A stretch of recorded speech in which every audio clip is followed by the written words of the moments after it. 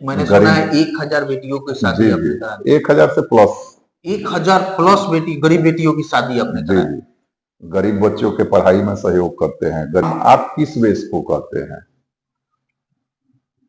Road का निर्माण, school का सौंदर्यीकरण, ये तो आम जनता का अधिकार है। बिहार विधानसभा चुनाव में फिर से एक बार गर्माहट तेज हो गया है। प्रत्याशी क्षेत्र में एक्टिव हो गए हैं और जनता के बीच जा रहे हैं और अपना एजेंडा को रख रहे हैं, जीते हुए या जो लड़ने वाले हैं। मैं एक ऐसे कैंडिडेट, ऐसे प्रत्याशी, ऐसे समाज सेवी के पास बैठा हूं और उनसे तमाम मुद्दाओं पर बात करूंगा, जिनका नाम रंजीत सिंह है और एकमा विधानसभा से ये चुनाव लड़ चुके हैं, समाज की सेवा कर चुके हैं, करते हैं, एक्टिव रहते हैं और पहली दफा चुनाव लड़के निर्दलीय 35,000 वोट इन्होंने पाया था। जनता ने इन्हें सपोर्ट किया था और फिर से चुनाव लूज होने के बाद भी ये समाज में एक्टिव रहे। नाम तो रंजीत सिंह है, पर इनके कार्य को, इनकी समाज सेवा को देखकर जनता ने इन्हें राजा का टैग दिया। राजा रंजीत सिंह कह के पुकारती है। कैसे हैं सर? अच्छे हैं। आप कैसे हैं? मस्त हो। मैं ये चर्चा सुन रहा था आपके बारे में कि राजा रंजीत सिंह, मैंने सोचा कौन रंजीत सिंह है कि वो राजा के नाम से पुकारा जा रहा है। क्या कर दिए क्षेत्र में कि राजा रंजीत सिंह लोग? देखिए, पहले तो हम एक आम इंसान हैं, न राजा थे, न राजा हैं, न राजा रहेंगे। रही बात जनता का प्रेम है, क्योंकि गरीबों के लिए जीते हैं, गरीबों के लिए करते हैं, गरीबों के लिए सोचते हैं। तो गरीबों का प्रेम है जो मतलब अति उत्साह में लोग राजा रंजीत सिंह बोलते हैं, खुश होकर। जी। मतलब कोई तो काम किए होंगे, सबको तो पुकारती नहीं है लोग। तो मेरी सवाल है आपसे जी कि जनता और नेताओं के बीच में एक ऐसा रिश्ता होता है कि नेता पे लोग विश्वास करते हैं, अपना बहुमूल्य कीमत जी जो सबसे 5 साल में एक बार देने का चांस आता है वो देता है। जी जनता के साथ इतना ना धोखाधड़ी हुआ है, नेताओं ने किया है जी कि वो नेताओं पर विश्वास नहीं कर पाते हैं। जी जी फिर आप पे विश्वास किया, आप पे क्या कर दिए आपको राजा रंजीत सिंह? मतलब क्या किए, कुछ तो बताइए। ना जैसे होता है कि मेरा अपना एक जीवन का मकसद है, क्योंकि हम काफी गरीब थे और गरीबी से जूझते हुए यहाँ तक पहुंचे, तो मेरा मकसद है गरीबों के लिए करना। और चूंकि गरीब बेटियों की शादी में सहयोग करते हैं, मैंने सुना है 1000 बेटियों की शादी आपने करा दी। 1000 से प्लस 1000 प्लस बेटी, गरीब बेटियों की शादी आपने करा दी। गरीब बच्चों के पढ़ाई में सहयोग करते हैं, गरीब लोगों के इलाज में सहयोग करते हैं।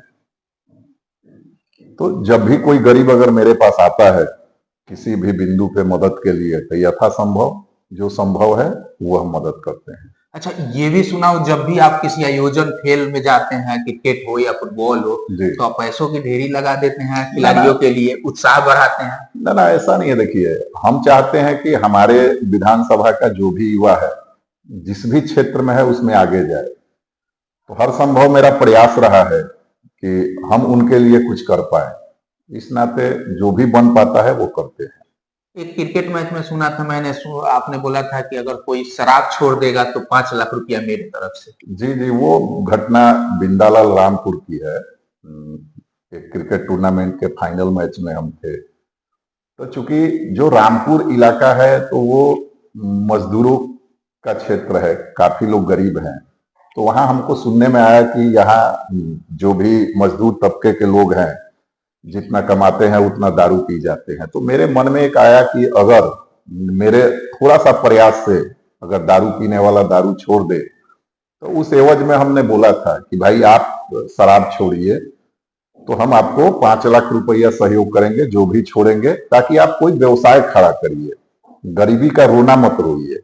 इस उद्देश्य से हमने बोला था, समाज को जगाने के लिए। जी। जब आप पहली दफा चुनाव एकमा से लड़ रहे थे, आप बिजनेस में थे, फिर समाज सेवा में आए जी। और पहली दफा उस समय तो यहाँ से 4 बार से विधायक थे, बड़े-बड़े कैंडिडेट थे, फिर आपने उनके सामने चुनाव लड़ने का हिम्मत किया, आपको जनता ने सहयोग भी किया, क्या लग रहा है इस बार? ना ना देखिए, हिम्मत की जहां तक आप बात बोलते हैं तो कोई बड़ा नहीं है और ना कोई छोटा है। रही बात कि मेरा मकसद था, हम कोई पॉलिटिकल व्यू से नहीं आए थे। नहीं नहीं, फिर आपके विधायक तो यहाँ थे ना, क्या 4 बार से विधायक थे, तो वो भी तो काम कर रहे हैं, सरकार में रह के काम कर रहे थे, फिर आपने चुनाव लड़ने का मूड क्यों कितना बना? काम किए? मतलब काम आप किस बेस को कहते हैं? रोड का निर्माण, स्कूल का सौंदर्यीकरण, ये तो आम जनता का अधिकार है, जो सरकारी स्तर पे होता है। जो भी सरकार होती है प्रदेश में, तो वो जवाबदेही है। उसके अलावा उस समय का जो 15 की हम बात कर रहे हैं, 12-13 के आसपास में हमने एकमा में आया, उस समय मेरा व्यक्तिगत सर्वे था कि जो आम जिसको जरूरत है उसको उस समय इंदिरा आवास बोला जाता था, तो प्रधानमंत्री आवास हो गया है। तो किसी को सुचारू तरीका से ना इंदिरा आवास मिल रहा था, ना किसी को वृद्धा पेंशन मिल रहा था, ना किसी को विधवा पेंशन मिल रहा था। तो ये सारा चीज था। उसके बाद आप मास लेवल पर जाएंगे, गरीबों के बीच जाएंगे, तो जो भी सरकार अगर पेपर में घोषणा की है, जो भी सुविधा मिलना चाहिए, वो सारे सुविधा नहीं मिलता था। हाँ, जो कुछ सक्षम लोग हैं वो सारे सिस्टम पे ग्रिप जमा के बैठे हुए थे, जिसके विरोध में हम आए। नीतीश कुमार की योजनाओं के बारे में क्या कहिएगा? 20 साल से बिहार में वो सीएम है, जी फेस है, जी। तो जो अच्छा चेहरा होगा, ज्यादा चांस माना जाए एकमा की जनता माने कि आप लड़िएगा। देखिए एक चीज बताइए कि कोई भी अगर विद्यार्थी जब पढ़ता है तो क्या एग्जाम से वो भाग थोड़े जाता है? एग्जाम की कोई तैयारी करता है तो एग्जाम देता ही है ना। अच्छा ठीक है, आप एकमा में घूमते हैं, क्षेत्र भ्रमण करते हैं, जी। क्या लगता है कि एकमा में क्या होना चाहिए युवाओं के लिए, देखिए गरीबों के लिए, देखिए दलितों के सबसे लिए? दलित के नाम पर राजनीति ज्यादा होती है। देखिए आज आजादी के बाद से जो भी सत्तासीन रहा, जो भी सरकारें हुई, सारे लोग दलित और पिछड़ा के नाम पे राजनीति की है। आप चले जाइए, आज आजादी के बाद से हमारे दलित परिवार को, पिछड़ा अति पिछड़ा परिवार को रिजर्वेशन मिलता है।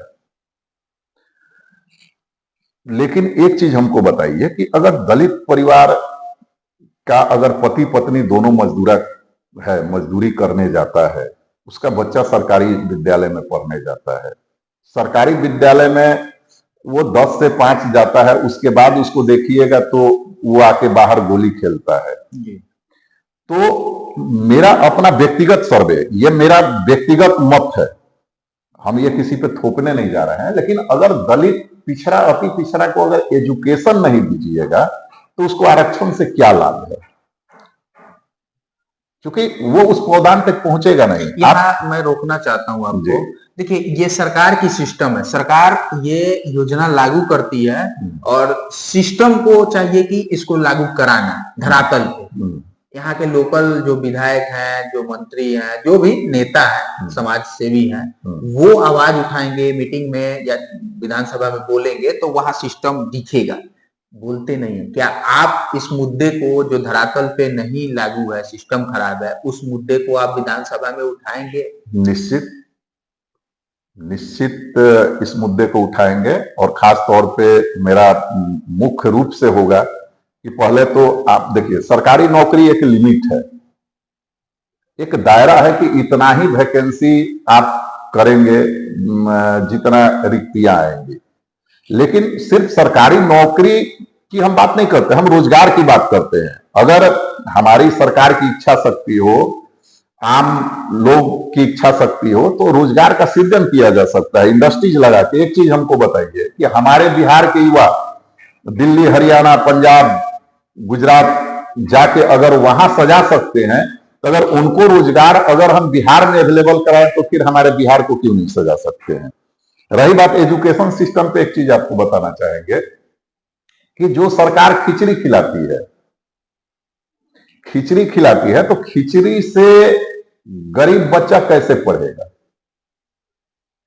जितना आधा समय तो उसी में चला नहीं, जाता आधा समय नहीं, जो खिचड़ी में जो भी अर्थ लग रहा है, मान लीजिए सपोज दैट आपको एक विद्यालय में हमको लगता है कि मिनिमम 25 से 30 हजार का कॉस्ट गिरता होगा। यही अगर 30 हजार रुपया में 3 गरीब बच्चों को, मतलब वो बेटा बेटी को जो टैलेंटेड हो, चूंकि एक सरकारी विद्यालय में जो प्राइमरी विद्यालय है उसमें 1 से 2 गांव, एक गांव है जो हर गांव में विद्यालय है, तो अगर 2 टीचर 10-10 हजार के मानदेय पे रख दिया जाए, जो मतलब संध्या बेला 5 से 7 का अगर वो ट्यूशन करावे गरीब बच्चों को, तो खिचड़ी से ज्यादा कारगर होगा। वो एजुकेटेड होगा, जब वो एजुकेशन लेगा, जब उसके अंदर टैलेंट आएगा तो निश्चित उसको आरक्षण का लाभ मिलेगा।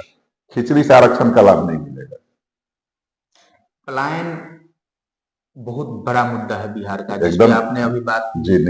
निश्चित पलायन को कैसे रोका जाएगा? हम अपने एक में विधानसभा में रोक देंगे, इंडस्ट्रीज लगा 50 इंडस्ट्रीज लगा एकदम निश्चित रोक देंगे। और हम ये आपको मतलब उदाहरण बनेगा क्या ये एक में विधानसभा? निश्चित इससे उदाहरण हमारे बिहार के जो भी माननीय विधायक होंगे, सांसद होंगे, वो कुछ तो सीखेंगे, देखेंगे।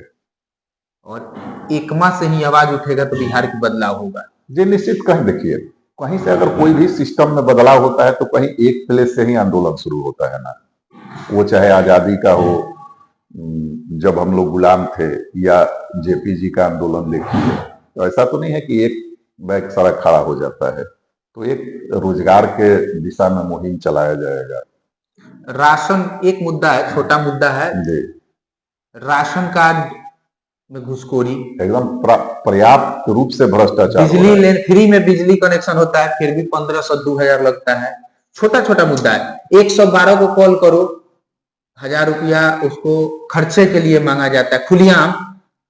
इस छोटी जो कमियां हैं, गरीबों को लूटा जा रहा है। शौचालय स्वच्छ मिशन अभियान के तहत शौचालय 12,000 रुपया दिया जाता है। एक तो मिलता नहीं है, मिलता है तो 4,000 रुपया पहले जमा करो।